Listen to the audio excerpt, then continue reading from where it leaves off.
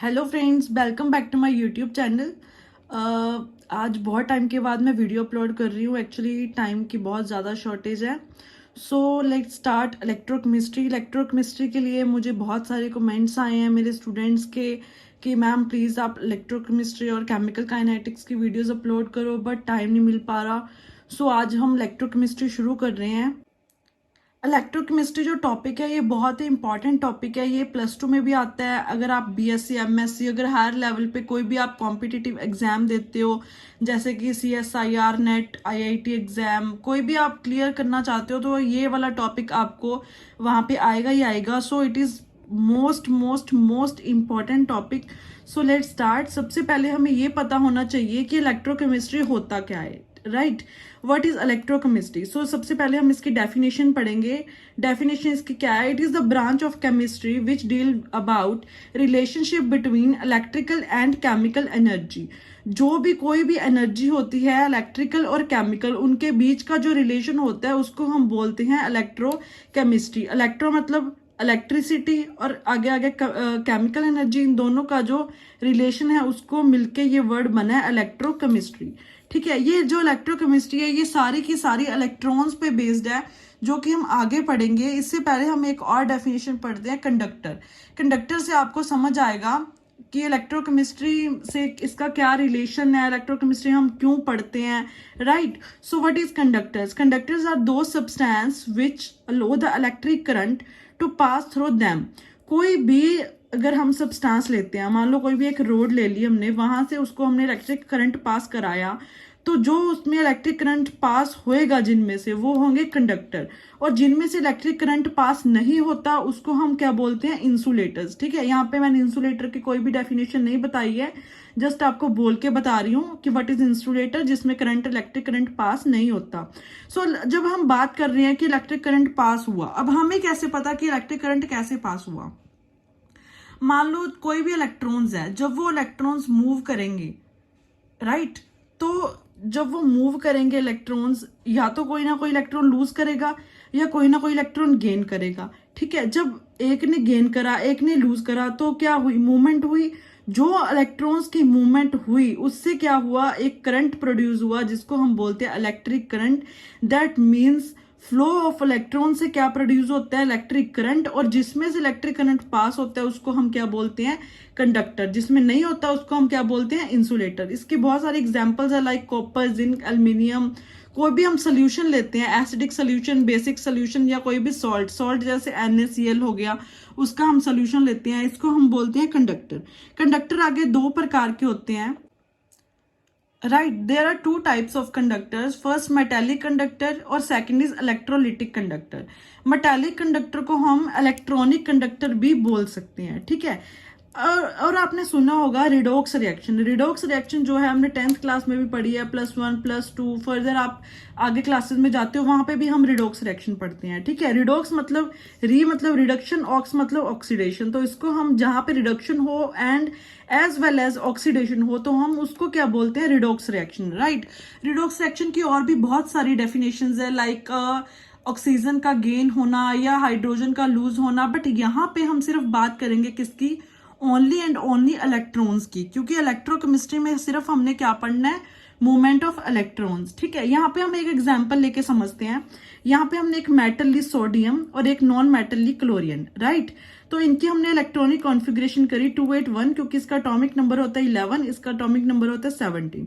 जब कोई भी, आपने पीरियोडिक टेबल देखा होगा, कोई भी मेटल हो या नॉन मेटल हो, मतलब कोई भी एलिमेंट हो, वो अपने आप को नोबल गैस कॉन्फ़िगरेशन एक्वायर करना चाहता है। क्यों करना चाहता है?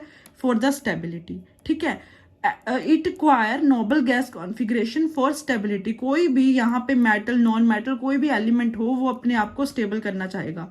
तो उसको स्टेबल होने के लिए वो क्या करेगा? अपने आप को नोबल गैस बनाएगा, नोबल गैस की कॉन्फ़िगरेशन एक्वायर करेगा। ठीक है, तो अगर ये अपना एक इलेक्ट्रॉन लूज कर दे, यहां से इसने एक इलेक्ट्रॉन लूज करा, इसको दे दिया, जब इसने एक इलेक्ट्रॉन लूज करा इसको दे दिया, तो ये क्या हो गया? रिडक्शन मतलब गेन ऑफ इलेक्ट्रॉन। ये क्या हो गया? ऑक्सीडेशन मतलब loss of electrons. Right. Oxidation Rajak क्या होता है? ऑक्सीडेशन मतलब होता है लॉस ऑफ इलेक्ट्रॉन्स। इसने अपना एक इलेक्ट्रॉन लूज किया, इसने अपना एक इलेक्ट्रॉन गेन किया, तो दोनों ने क्या कर ली? अपनी नोबल गैस कॉन्फ़िगरेशन एक्वायर कर ली, तो ये दोनों क्या होगी? स्टेबल होगी। अब यहाँ पे पॉइंट क्या आता है, ये समझने की बात है, ध्यान से सुनना। अगर आपको नहीं समझ आया तो आप कमेंट बॉक्स में भी अपना कोई भी क्वेश्चन पूछ सकते हो, या फिर ये वीडियो भी आप रिपीट मोड पे सुन सकते हो, तो आपको मे भी ज़्यादा क्लियर हो जाए। ठीक है, यहाँ पे देखो, अगर ये दोनों साथ में है, इसको अपना लूज करना है एक इलेक्ट्रॉन, इसको एक गेन करना है, अगर ये साथ में है तो ये दोनों इजिली कर जाएंगे अपना। ठीक है, तो इसको हम क्या बोलेंगे? Spontaneous process. ये मैं आपको आगे पढ़ाऊंगी, ये एक थर्मोडायनामिक्स का टॉपिक है, स्पॉन्टेनियस एंड नॉन स्पॉन्टेनियस। अगर किसी ने भी वो पता करना हो कि what is spontaneous, non spontaneous, gives free energy, right, तो मेरे अपनी थर्मोडायनामिक्स में पूरी की पूरी अब वीडियोस अपलोड की हुई हैं, वहाँ पे आप जाके पढ़ सकते हो। इंथैल्पी, गिव्स फ्री एनर्जी, सारी की सारी वीडियोस दी हुई हैं। सो मैं आपको आगे बताती हूँ। ये अगर अलग अलग हों, मान लो सोडियम अलग गया, क्लोरीन अलग गया, तो इसको लूज करने के लिए भी हमें एनर्जी देनी पड़ेगी और इसको गेन करने के लिए भी एनर्जी देनी पड़ेगी। मतलब क्या हुआ? इसको कुछ ना कुछ देना पड़ेगा, तभी ये लूज कर पाएगा या ये भी ये ले पाएगा। अब ये दोनों क्या है? साथ में है, इसलिए इनको ये प्रोसेस करना क्या हो गया? इजी हो गया।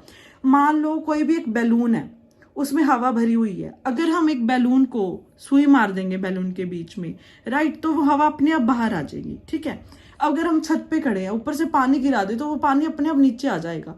तो ये क्या हो गया? स्पॉन्टेनियस प्रोसेस हो गया। अगर हमारे घर पे, सबके घर पे टैंकी होती है पानी वाली, ठीक है, और हमारे घर पे एक मोटर लगी होती है, अगर हम प्लग ऑन करते हैं तो वो मोटर क्या करती है? पानी को ऊपर चढ़ाती है। ठीक है, इसका मतलब क्या हुआ कि अगर हम पानी को नीचे से ऊपर लेके जा रहे हैं तो हमें लाइट ऑन करनी पड़ेगी, मतलब एनर्जी देनी पड़ेगी, तभी वो पानी ऊपर से नीचे से, सॉरी, ऊपर जाएगा। और ऊपर से नीचे लेके आना हो तो हमें कोई भी एनर्जी नहीं देनी पड़ेगी।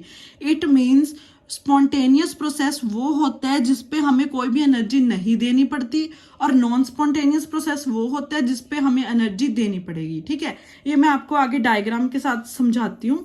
ये देखो, थर्मोडायनामिक्स में ये टॉपिक है gives free energy. Delta G से हम इसकी नोटेशन है is equals to delta H minus T delta S. ये सारा मैंने टॉपिक वहां पे कवर किया हुआ है। आप मेरी थर्मोडायनामिक्स की वीडियोस उठाना, एक प्लेलिस्ट है, वहां पे आपको सब कुछ मिल जाएगा। राइट, यहाँ पे देखो, ये एक पहाड़ लिया हमने, हिल लिया, यहाँ पे एक बॉल रख दी। अगर ये बॉल को हमने यहाँ पे रखना है, मतलब तो हमें कुछ ना कुछ एनर्जी देनी पड़ेगी इसको। ये मतलब एनर्जी इसको देनी पड़ेगी, तभी ये बॉल ऊपर जाएगी।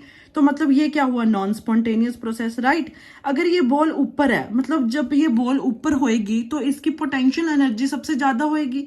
अब जब इसकी एनर्जी बहुत ज्यादा है तो उसको स्टेबल होना पड़ेगा। कोई भी अगर प्रोडक्ट है, उसकी एनर्जी बहुत ज्यादा है, तो वो खुद को स्टेबल करना चाहेगा। खुद को स्टेबल करने के लिए वो अपने आप नीचे आ जाएगी बॉल। ठीक है, तो जो वो अपने आप प्रोसेस हुआ उसको हम क्या बोलेंगे? स्पॉन्टेनियस। जब वो नीचे आएगी तो यहाँ पे क्या होएगी? कुछ ना कुछ एनर्जी लूज होएगी। अब मान लो यहाँ पे, अब एक और एग्जाम्पल लेते हैं हम। आप मान लो जो ट्रिब्यून चलती है, ठीक है, वहां पे जो हमारी होती है, कोई भी डैम्स है, वहां पे जब पानी नीचे गिरता है तो नीचे क्या ट्रिब्यून्स लगा देते हैं। जब ऊपर से पानी नीचे गिरा तो कुछ ना कुछ एनर्जी क्या हुई? लूज हुई। वो एनर्जी को हम कहाँ यूज कर सकते हैं? कोई भी इलेक्ट्रिसिटी बनाने के लिए, या फिर कोई भी, मतलब कुछ भी यूज कर सकते हैं एनर्जी को। तो ये एनर्जी किस फॉर्म में? हीट की फॉर्म में, लाइट की फॉर्म में, कोई भी फॉर्म में ये एनर्जी क्या होगी? प्रोड्यूस होगी। एनर्जी कभी भी डिस्ट्रॉय नहीं होती, it is converted one form to another form. ये तो सबको पता ही होगा, तो ये कॉन्सेप्ट भी आपको समझ आ गया। इसके बाद हम कुछ डायग्राम्स लेंगे कॉपर और जिंक वायर के, उससे मैं आपको और ज़्यादा क्लियर कर पाऊंगी। सो नेक्स्ट टॉपिक हम अगली वीडियो में देखेंगे। अगर कोई भी डाउट हो तो प्लीज़ आप मेरे कमेंट सेक्शन में कमेंट करना। अगर वीडियो पसंद आया हो, अगर आपको कोई भी और टॉपिक चाहिए तो प्लीज़ कमेंट करके बताना। मेरे चैनल को लाइक, शेयर और सब्सक्राइब जरूर करना। Thank you so much guys, मिलते हैं नेक्स्ट वीडियो में।